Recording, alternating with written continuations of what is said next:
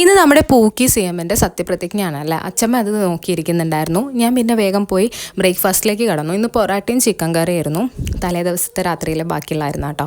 അപ്പോൾ അത് കഴിച്ചു. പിന്നെ ചക്ക ഉപ്പേരി വയ്ക്കാമെന്ന് കരുതി. പിന്നെ അമ്മേനെ ഞാൻ കുറച്ച് നേരം ഒന്ന് അടുക്കളയിൽ ഹെൽപ്പ് ചെയ്തു. കാരണം അമ്മേനും വാവേനെ ഒന്ന് വേഗം ഫ്രീ ആക്കി വിടണം, എന്നാലേ എനിക്ക് എൻ്റെ കുറച്ച് കാര്യങ്ങളൊക്കെ നടക്കുകയുള്ളൂ.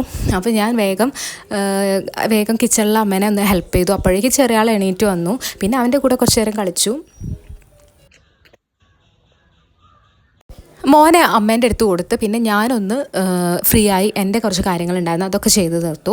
അപ്പോഴേക്കും അമ്മ എനിക്ക് പാല് കൊണ്ടു തന്നു. പാല് കുടിച്ചു. പിന്നെ ഒരു ചെറിയൊരു ലഡു നമ്മൾ വീട്ടിലുണ്ടാക്കിയതുണ്ടായിരുന്നു, അത് കഴിച്ചു.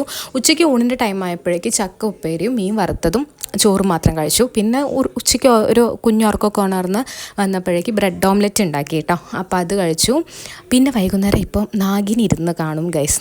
ഭയങ്കര ഇഷ്ടമാണ് കേട്ടോ എനിക്ക്.